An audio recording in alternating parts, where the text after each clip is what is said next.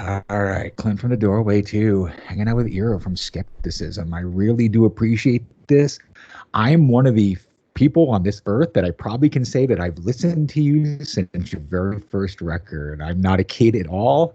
I'm 49 years old myself. I actually got your record from Pat at Redstream as a gift because he was a friend of mine way back then. I was running a record label as well too, and we were kind of, I guess you would say, tape trading at that time, but it was CD trading. So uh, I go all the way back to Stormcrow Fleet, where I was literally blown away by the record. And I kind of want to start there if we can. I know it's 30 plus years ago, but like I'd really like to be able to start back there. Um, that is probably the first time I heard whatever anybody wants to call funeral doom. I hate that. I hate that terminology so very much. Just because there's organs in your music, it is now considered funeral doom. Um, but it was the first time I ever heard something like that, where it was lumbering, slow, heavy, melodic, all at the same time. So I'd kind of like to ask, like, I didn't get to hear the demos, but I did get to hear this record. That was the very first moment for me for Skepticism. How did this kind of style and sound come to be 28, 30 years ago? Well, it's how we came to the style was kind of a defining moment for us was somewhere in 1992. I originally joined the band to play guitar, and on the very first release, which was the 7-inch vinyl, we had a pretty common kind of death metal lineup where we had two guitars, bass, vocals, and drums. Uh, Soon after the first release, the bass player left, and we were kind of when you think of the first 7-inch, it's kind of quite normal death doom stuff, and the sound is very much like that. And we were kind of in the mode of trying to find our identity as a band in our songwriting, in the sound, and so forth. And we were thinking like kind of how do we replace the bass player?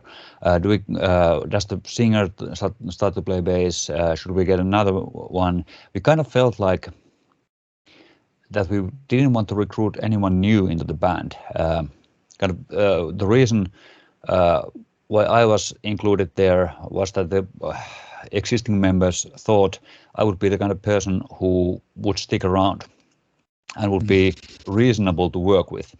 Well, that was quite true. Looking back now, so kind of we felt we had a good chemistry going on with the band. So then I was interested in keyboards myself, especially the sound of the pipe organ, but we weren't sure whether keyboards would really work in a style we wanted. So I borrowed a keyboard from a friend, and we improvised a couple of songs with the drummer, recorded them, and presented that to the rest of the band. And they were like, "Yeah, this is something we can work on."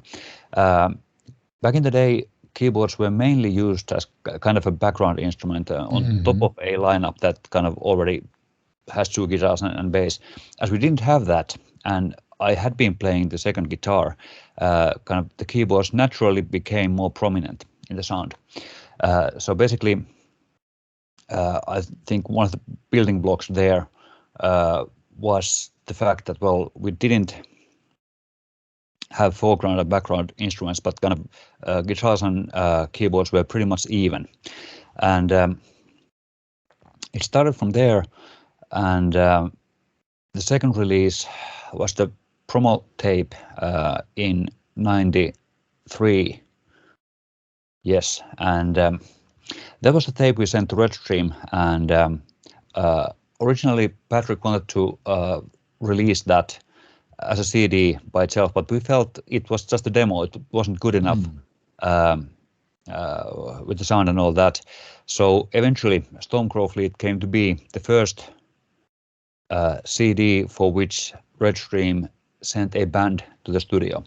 And basically, 3 of the 4 songs on the demo were on Stormcrow Fleet.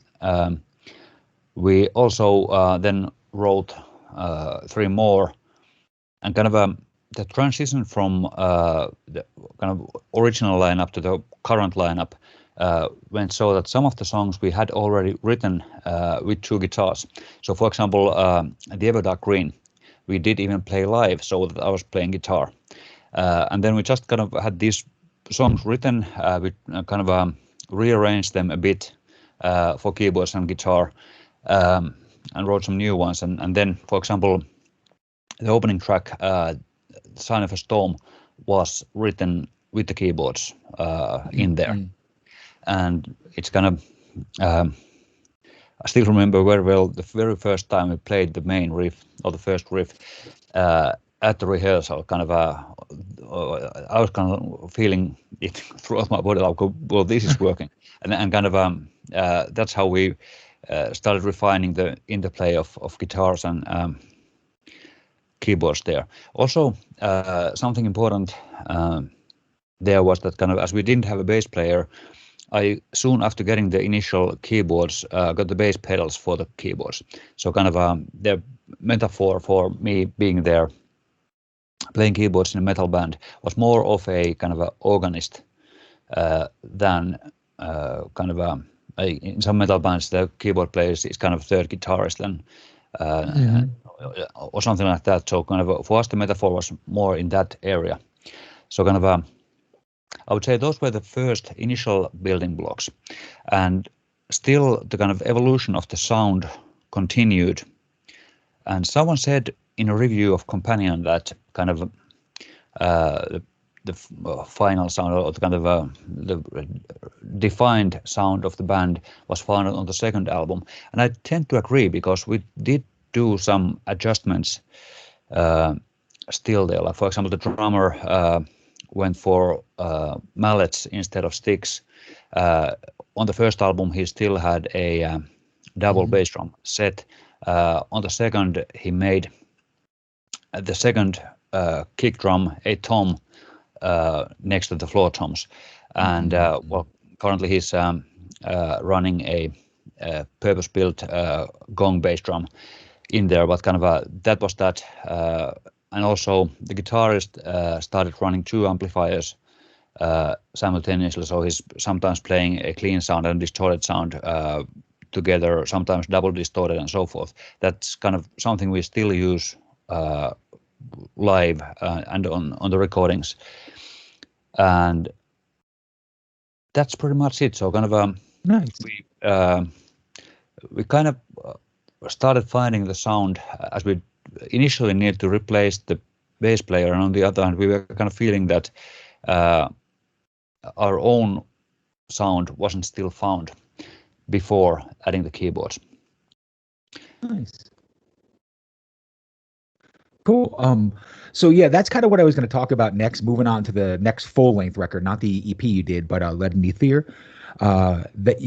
It's almost you found your own sound on that record. I feel like the keyboards were a little more maybe buried on Stormcrow Fleet, and I think it was just because it was something new, like you said. Like it was more of a trial and error. But with Lead and Ether, I feel like the guitars and keyboards are equal, or the organ sounds are equal, and you can really feel that it's being played more as a lead and rhythm instrument at the same time, rather than just kind of filling in the low end at moments in time. Like where Stormcrow Fleet to me feels like a lot of it was, I don't have a bass player, so we need to make sure that that organ sound fills in the bottom end. Would you feel that, like with that release in '98, that you kind of came full circle? Somewhat, yes. Kind of thinking of the Stormcrow Fleet sessions, that was the second time in the studio with the keyboards. And kind of at that point also the kind of thinking of arrangement on kind of from where on the keyboard do you play, how high or low you play stuff, and of course the kind of expertise in mixing metal was quite different back in the day. So kind of the sound of Stormcrow Fleet is pretty much we wanted to it to be as massive as possible, and because of that, I could even have say pretty much the same part played low on the keyboard 2 or 3 times on top of each other, which doesn't really add up much, but in a sense, going forward to the next release, there's more experience on that. Also, thinking of Stormcrow Fleet, it's kind of, we wanted the record to sound kind of really, really heavy and massive, and I think we have kind of got that pretty well, given what we had to work with, and kind of still remembering how I felt when I got the kind of mastered CD. I was really happy with the sound. So kind of in that sense, it was a really honest snapshot of the sound of the band at that point. Then on the other hand, going forward to the next releases, we actually recorded the EP, not mini CD, and the album on the same session. So basically only the song Ether is on the EP is recorded in a different studio because of certain reasons. Also kind of at that point we had the grand piano version of the March and the Stream on the EP that was recorded as a separate track on the same sessions. We went to a separate studio to record the grand piano and all that. Your question being that kind of do I feel we found kind of or went the full circle for the second album? I would say so. So kind of the sound for the first album was the starting point, and we got to refine it in several ways going into the sessions of the next album. So basically, I would say little has really dramatically changed since the sound of Legion Aether. It's how we approach the sound, how we write songs, how we kind of arrange them. It's pretty much the building blocks are from that time. Awesome. So that's kind of that's kind of interesting, because the next kind of conversation I wanted to have was where you get to your third record, Pharmacon. And I almost feel that there's a divergence in your fan base at that time. And there is the funeral doom fans, and then there is more the organic kind of ambient fans. And with Pharmacon, to me, at least, this is just my opinion. I'm not trying to tell you created the music, but there is a much more organic, natural feeling on Pharmacon moving forward than anything that I heard before that. It almost feels like the organs and maybe the synths were more featured because it added the atmosphere that wasn't there previously. And it could just be better production, because that record definitely, as you go along, production gets better and better and better with each one of your records. But I don't know. Talk to me a little bit about that, because to me, Pharmacon is probably the culmination of all your styles moving forward. It is fair to say that kind of I wouldn't necessarily agree that every record the production gets better. I would say it's more different. Okay. So kind of it wasn't a coincidence that Stormcrow Fleet sounded like it did. We kind of wanted to just add more low end and more low end without yet knowing that kind of there's a limit how much you can add.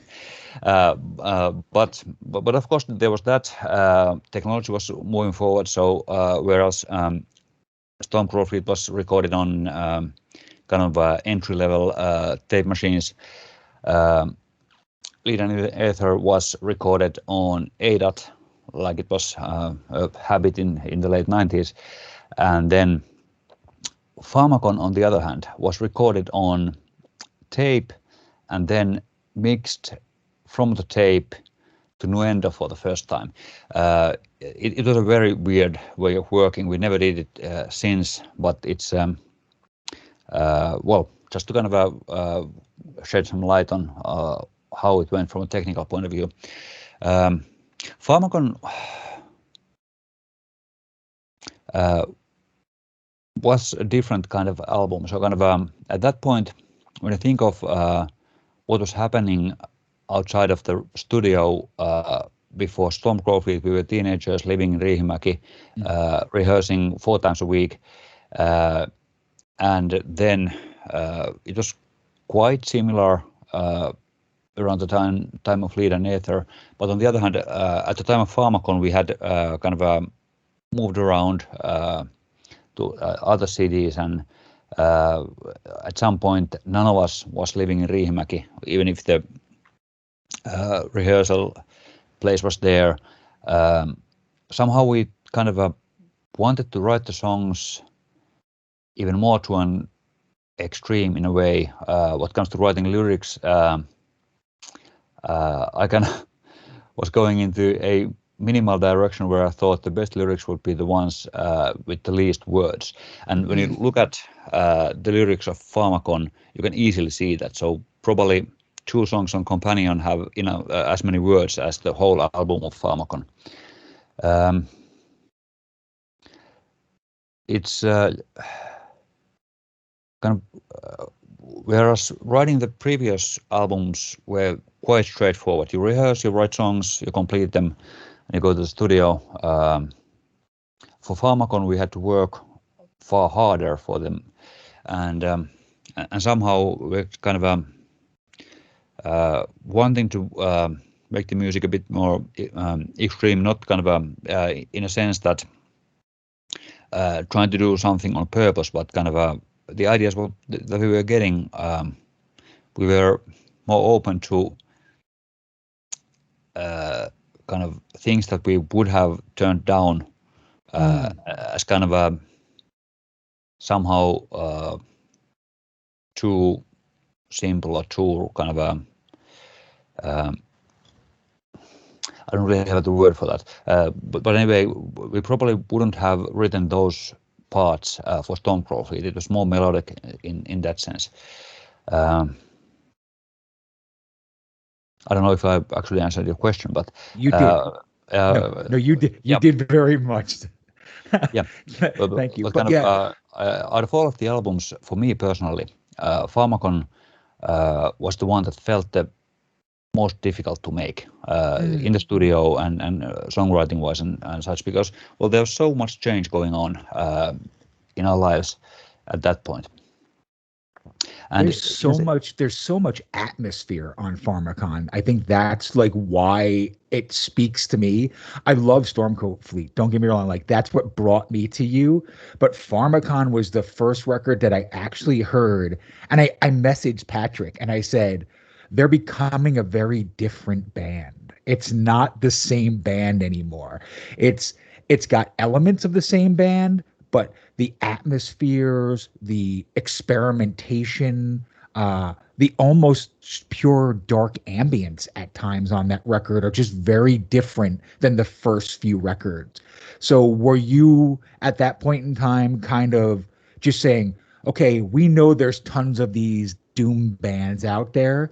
We need now to kind of be who we want to be, not what people want to hear. Because I almost feel like the first couple records were just a bunch of people that loved a certain style of music and made that music. And with Pharmacon, you guys kind of went in and said, this is what we wanted to do all along. Because the change in sound, which is not drastic, but it's enough that if it's almost like there's pre-Pharmacon and post-Pharmacon to me. And I don't know if that's a crazy conversation or not to have.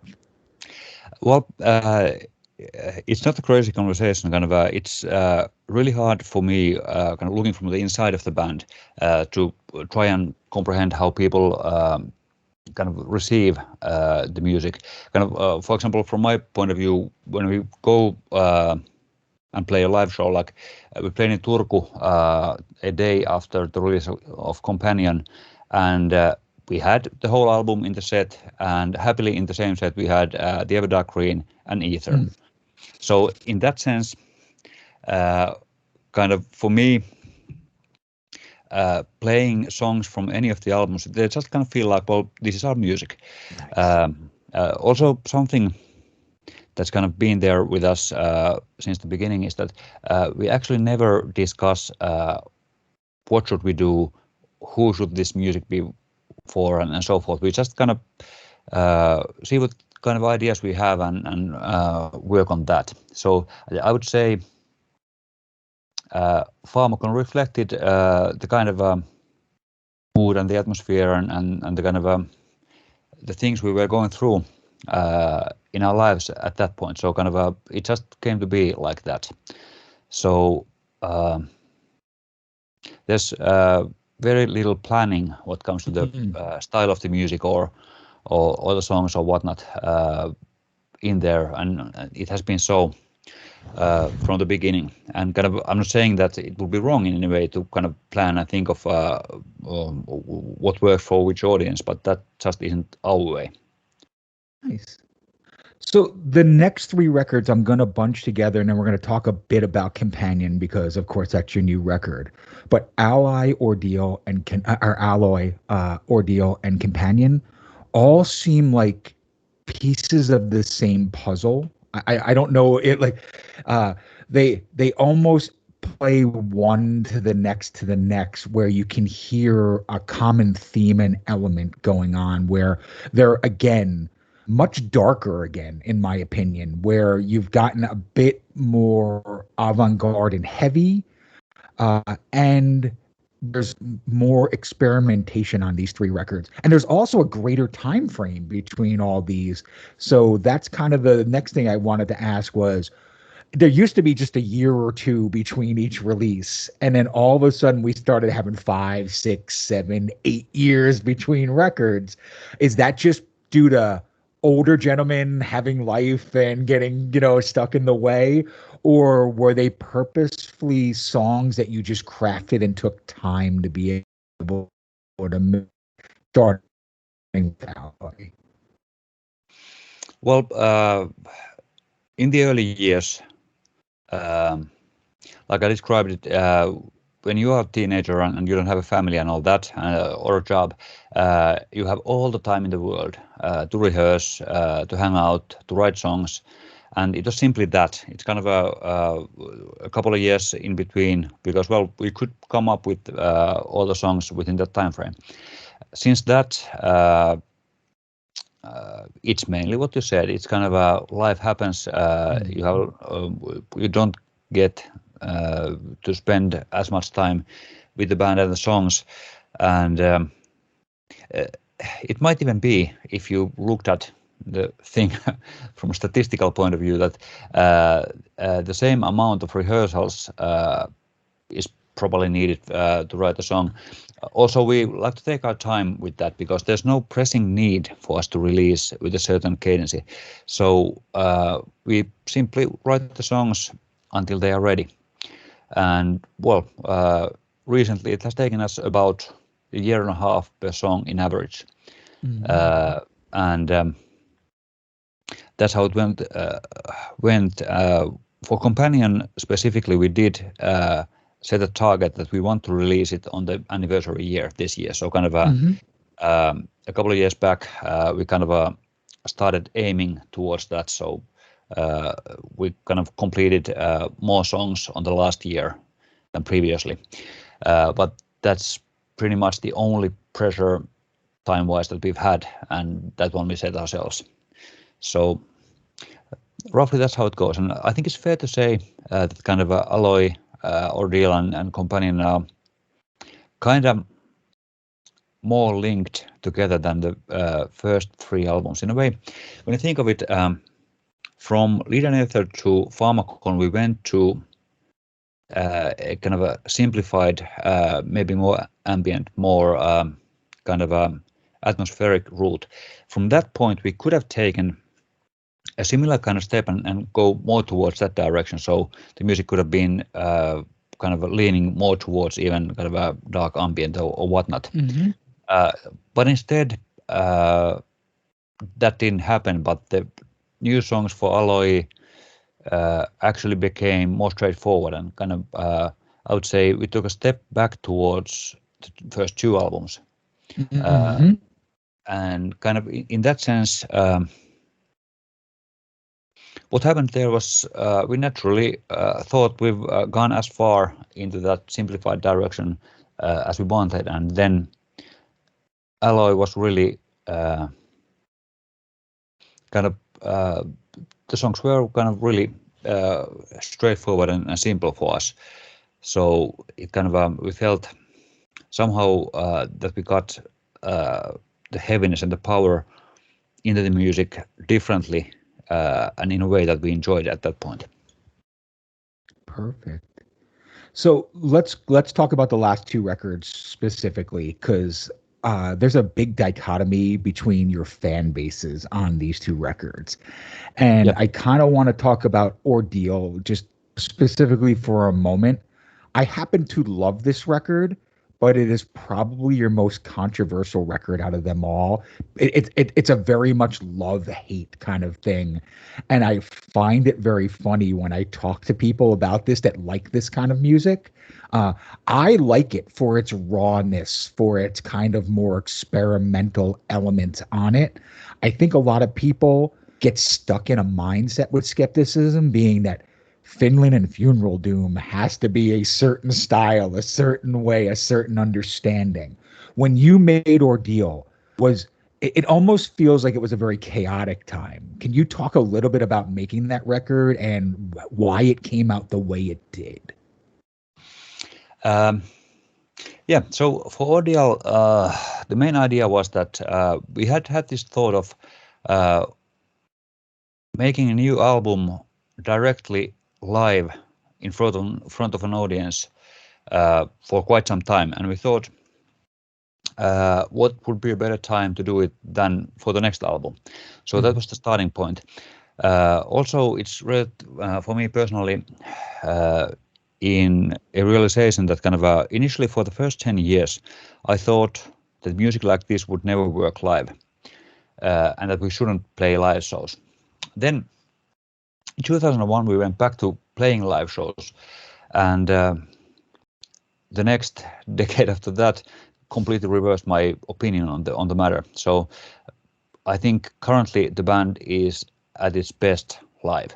So kind of both for me being on stage, kind of with the PA and all the bass there, so you can really feel the music. It's for me the kind of purest way to experience the music. So that was also playing a part in that we would simply go live and record and release a DVD of that as well. On the other hand, thinking back, I think the kind of the biggest drawback in Ordeal is what happened with the vocal sound. It kind of the mix doesn't really complement the performance of the singer. And on the other hand, when you think of when you sing in the studio, you'll do probably a couple of songs a day and as many takes as you need. And here the singer did twice the full album within a single day in one take. So that was quite much to ask, even from someone with such a strong voice. So in that sense, that was a kind of a downside we might have thought of beforehand.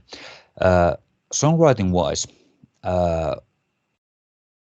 there are some songs on Ordeal that to me are kind of some of the strongest we've ever written. Like, for example, Marching Complete and the closing music are kind of if it was only me deciding what the band plays, we'd do more stuff like Marching Complete, and the closing music is kind of, it's really, every time you perform that, it sends shivers down your spine. So kind of being on stage, and even if I know exactly how it goes and I've done it several times, it's always still a kind of a really strong experience. So in that sense, even with some of the problems we had kind of in the mix and in the vocal sound, I'm happy that we did that, because it's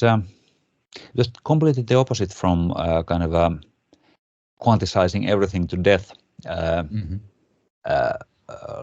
Like many bands do. It fits some styles, but for us, the playing has always been quite organic. So how I kind of think of and feel the music is that kind of we get into the room with the drummer and the guitarist and the singer, and we play.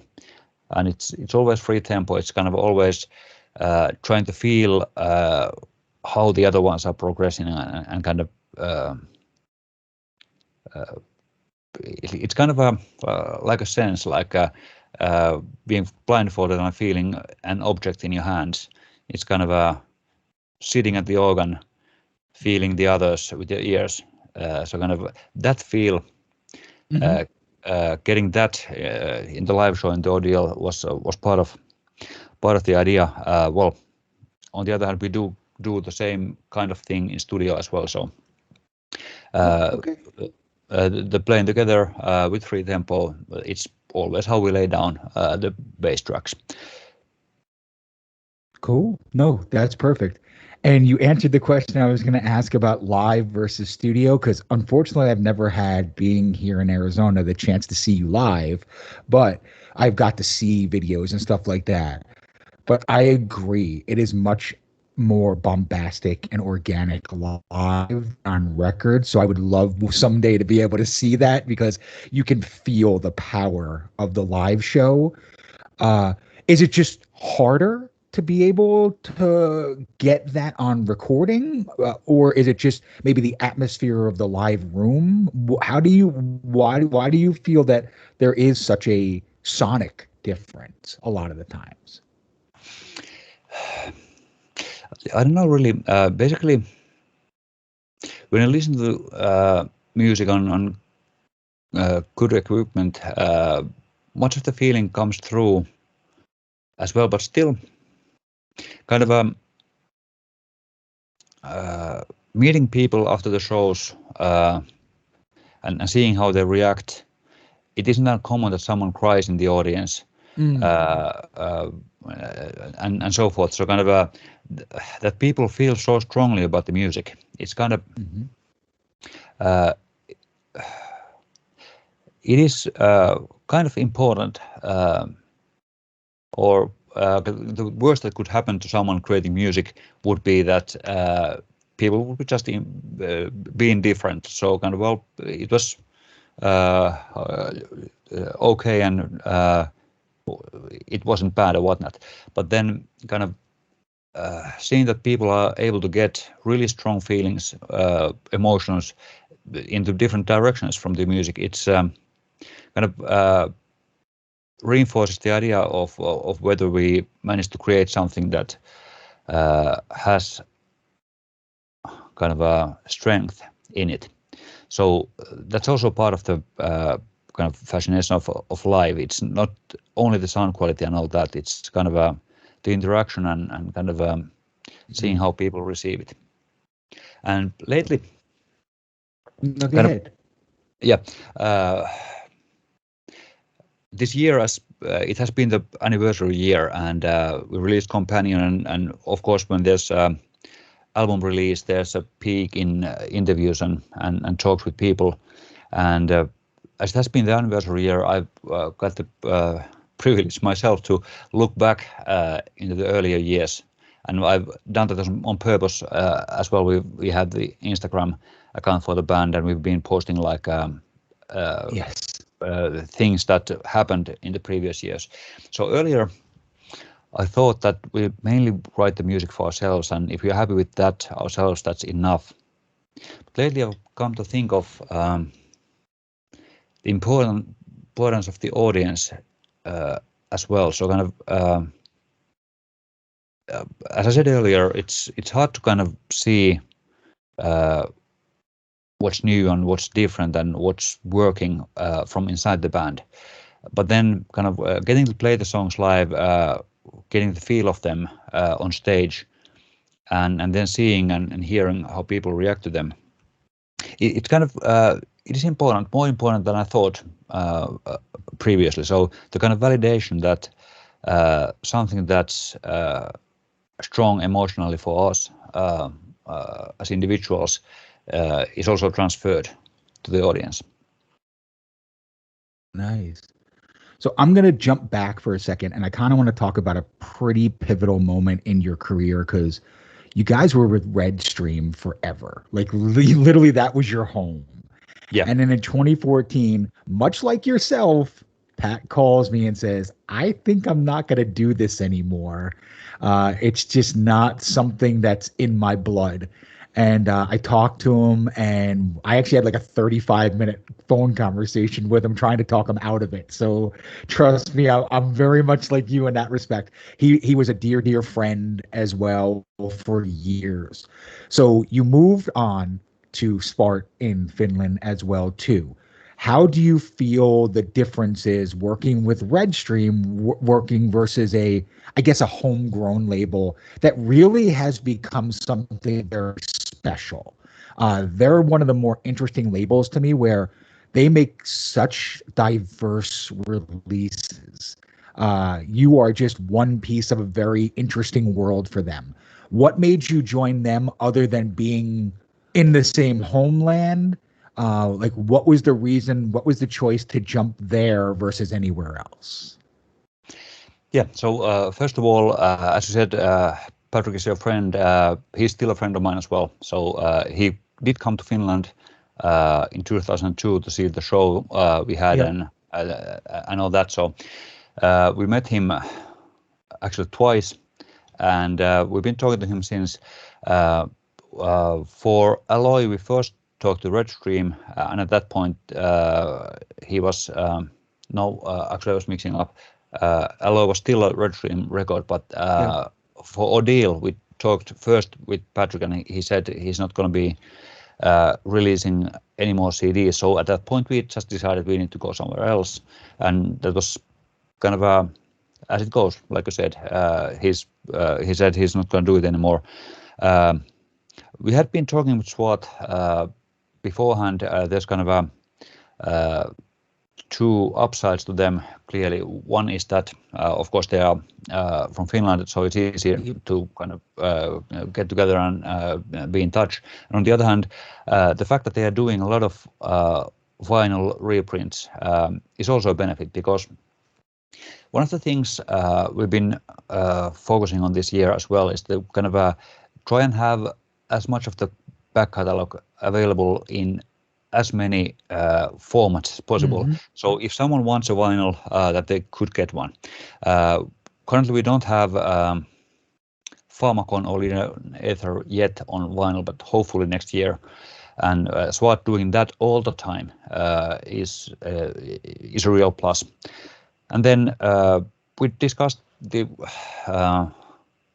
idea of making a live CD, DVD combination as the first thing with them. They were up for it, and there we went. And on top of that, we've also done vinyl of Alloy and OS on one package, and also we did the remix of Stormcrow Fleet, which was so that was that. Companion is with them. It's going well, and so far the plan is that we'll continue working on the back catalog. We haven't discussed the next album yet, but well, most likely the time for that will be in about 5 years. Yeah, no, I completely understand that. So let's go into Companion, because I want to take a little bit of time and talk about this record. And I want to kind of tell you, like, so this is a very interesting release to me. And I'm going to be honest, you scared the hell out of me with the very first song. And I kind of want to talk about this for a minute. Because I listened, I've been a fan forever, and I love the atmospheres, and I love the doominess, and I love the more the gothic romantic side that's there too, and the nature-based feelings. And then Kala comes on, and it almost doesn't feel like a Skepticism song. I'm like, why is it so fast? Why is it so different? Like, what is going on here? And then I realized it's probably the most skepticism song I've ever heard in my life, because I went back and listened to all your records, and there are elements of all this words, and I just never realized it because the slow parts are so slow. You don't realize when there are speedier moments on your other records.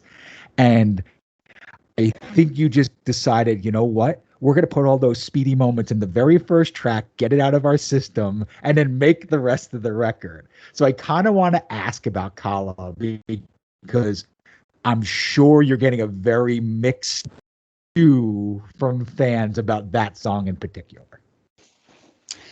Well, it's kind of the thing is that we haven't decided to play slow or we haven't decided to play fast. It's just I think Color was the second song we wrote, and what was kind of defining the tempo for the song was how the guitar goes in the second riff. So kind of if you play that too slow, it felt dragging the guitarist. So that kind of set the tempo. And then once we had the album recorded, mixed, we were discussing, so what's going to be the first single? And somehow we ended up feeling that Kalla would be the one giving the best overall impression on how the album sounds. So kind of it isn't meant to be fast. It isn't meant to be kind of different in a sense. It was just we felt it was representing the album really well, and kind of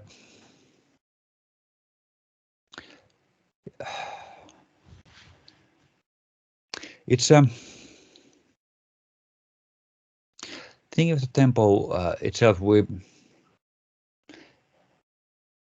kind of some of the songs are slower, but they are all kind of in the natural tempo. We feel they work the best. So sometimes there's a difference in how a riff feels, even if you speed it up or slow it down, even a little. And somehow we just for these songs found the tempo by just playing and playing and playing them over and over again. And Kalla became like that. So there's no kind of a specific purpose on why did we make it the first single. We just felt it sounded strong and represented the album well. So is this the first record that you guys have recorded yourself? Because I think I read that this is in your own home studio, right? Nope. It's No? quite the Okay. contrary. Oh, okay. Because I read some I've read some passages saying that you've recorded this yourself and it sounds super professional. So I didn't know if it was done in a home studio or not. So Well, it's the absolute contrary of the home studio. We did do multi-track demos of 3 of the songs, recorded at the rehearsal place with the equipment we own and so forth. For this record, we went to Sonic Pump Studios in Helsinki, which is a really professional high-end studio. Multiple gold records on the wall and all that. And they had a really, really good recording room for the drums, spectacular microphones, really high-end preamps and all that. So it was kind of, especially for the drum sound, it was kind of, first of all, the great room, great equipment, and then, of course, the expertise of the engineer. So the guy there is called Nino Lauren. He's a really experienced rock and metal producer, and the sound quality is directly because of that. It's a world-class studio, world-class gear, world-class expertise. nice. So kind of looking back to the previous 2 albums, so of course Ordeal was live, and then Alloy was done in a really good studio as well. It was kind of a metal-focused smaller studio, but then again, it was professional level, of course, but Sonic Pump is on another level. Yeah, no, I can totally agree. This is the most full, big, epic sounding record I've heard, guys. And I love specifically that every song kind of blends together and it's almost like a complete story. And I kind of want to talk about two of my favorite songs on the record, and I kind of want to get feedback from you on this. So the very first one I want to talk about, my favorite song on the record is Passage. And I feel like you're trying something different, but staying the same very much with this song. And can you kind of, I know you guys say you don't really you write songs for just for you, and there's not really a giant thought process behind it. But when you were writing Passage, did you realize that that song was going to, like, so that's an emotional roller coaster for me, that specific song. Um, there's highs and lows throughout it. And I love that it's in the middle of kind of the record because it's like a great place for it to be. It almost brings it into to the ending of the record. But when you were recording that, did you know that that song was going to be kind of different than the rest? Or did you just kind of say, this is a great song, let's get it on there? Well, it's a special song. So what happened there was that our drummer is a specific kind of a person. He plays the drums in Skepticism and also the other band Thromdar. He's never played a single cover song in his career. He only plays music written by the band he plays in. He also plays guitar and bass. No one ever taught him, and he doesn't read tablatures or notes. He just got a guitar and started playing, got a bass, started playing. So it's kind of his approach to that is kind of, well, this is how you do music. How Passage came to start was that he was having a dream where he went into a record store in the 90s. There was a door in the back of the room. He opened it and went in, and suddenly he's on stage behind the drum riser, and he sees himself like he looked like in his 20s, long blonde hair and all that, playing the drums, and he sees himself playing the guitar in front of the audience. And he memorized the riff he was playing on the guitar in that dream. And the riff opening Passage is exactly that riff. Oh, wow. So why it is like that? It's just kind of that riff came to him in a dream. And when he woke up, he memorized it and played it on the guitar, and then came the next rehearsal showing it to the guitarist. And if you kind of analyze it in your head, how a riff goes, it kind of, to me at least, it doesn't sound like something written by a guitarist in a way. No, it doesn't. That's why I was asking. It's so different. Yeah. And kind of that was the starting point. And then we started continuing from that, writing the rest of the song together, and kind of a guiding vision in that. We oftentimes discuss kind of what should this song feel like, and kind of what kind of a setting would this song happen in.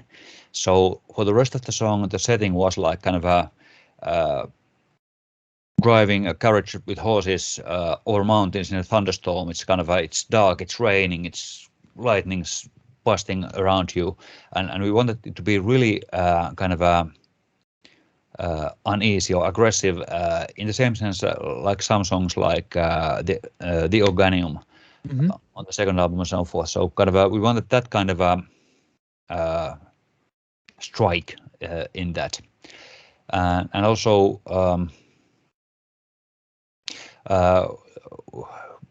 there were some of the parts are less conventional for us. So kind of there are pauses and different kind of riffs and the horn in the middle and all that.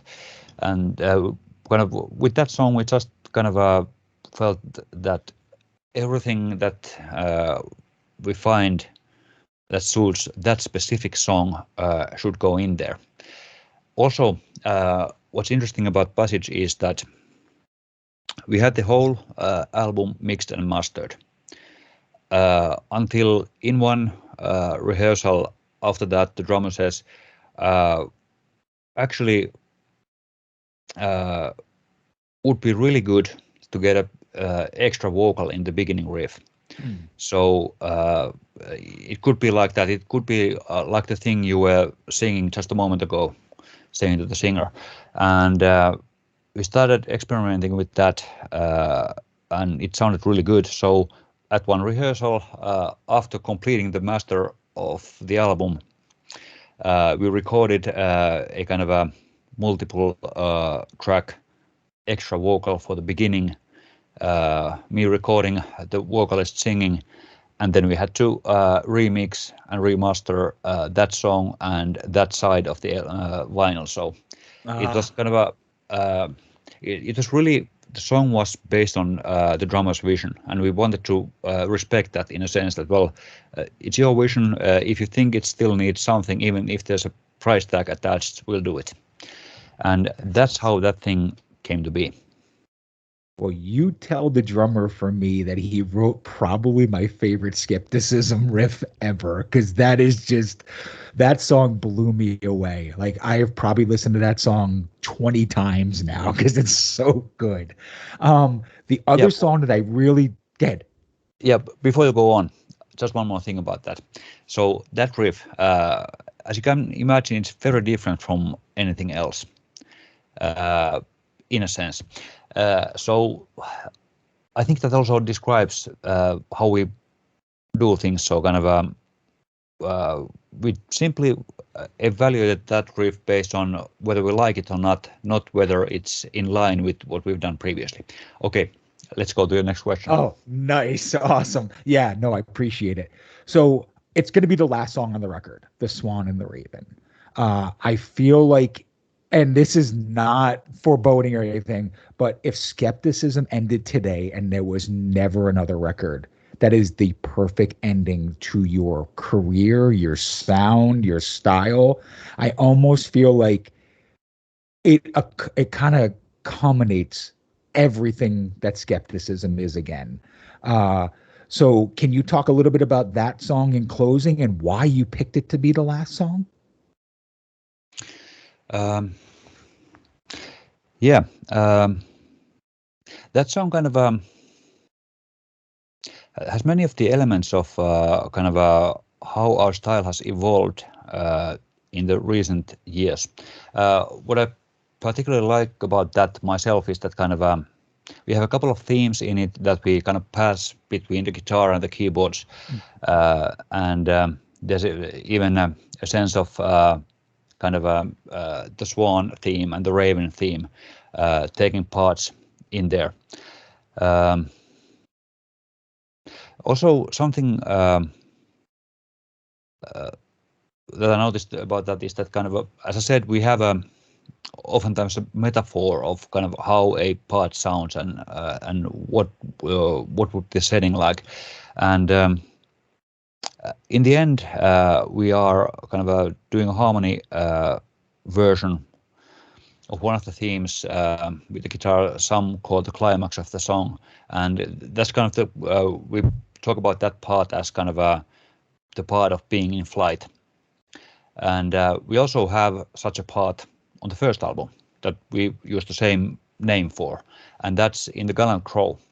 So in a sense, in there it was just keyboards lead, single note, sometimes a bit of harmony, and then 28 years or 25 years later, we do it so that there's harmony between the guitar and the keyboard, but still the emotion of the part I think is the same. So kind of Mhm. I would say to me we are still playing the same music. We are expressing or transferring the same emotions, but kind of the detailed expression of that is just a bit more fine grained now than it used to be. There's a bit more texture in that, but still essentially it is the same music. Um, Also, kind of what comes to our songs, what I like about The Swan and the Raven is that uh, kind of when there are these repeating themes in a song, it kind of it's a bit easier to listen to and kind of adapt to kind of what's going on and kind of get a hang of the music. Of course, that happens with other kind of songs as well, but I personally like repetition where we don't do so much of that normally, and that's probably why I like it when we do. And also for that song, we decided to make it the second single. We decided to make the first cinematic music video for the band for that. I can't really give a single reason why, but it's just kind of after discussing through all of the songs on the album, those were the ones that we kind of generally thought were the ones. And maybe interestingly, for me, the main song is The Intertwined, but of course it's very personal. Gotcha. So then, as you said, if things ended here, would that be the perfect last thing to play? Maybe not. Somehow I feel it might still be that there is the best song yet to be written. You keep doing it. That's all I gotta say is you keep making music. I'll keep listening. I thoroughly love everything that I've heard. Eero, this has been an absolute pleasure. I just want to say thank you so very much for doing this, taking the time and talking about the last 30 years of your life. I'm sure you've had to do it a dozen times in the last couple of weeks just because of all the interviews that are going on. But I will make sure that people have links to your social media, your Bandcamp. So if they do want to speak to you, again, it's a very personal thing for me. So I'm sure it's a very personal thing for others too. Your music is not something that you just casually listen to. If you're a casual listener, you're not a Skepticism fan. I'm just going to be honest with you. That's the way we all are. But other than that, thank you for doing this. I wish you all the best, and I hope someday to get to see you live. Hopefully, and thanks for having me.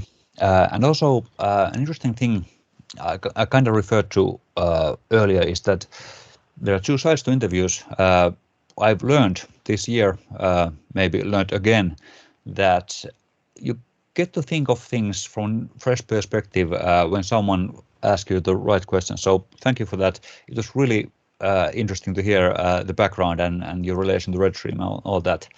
So thank you for your time. Thank you again, man. This is Clint from The Doorway 2, hanging out with Eero from Skepticism. Again, you have a good weekend, and thank you again. Good night.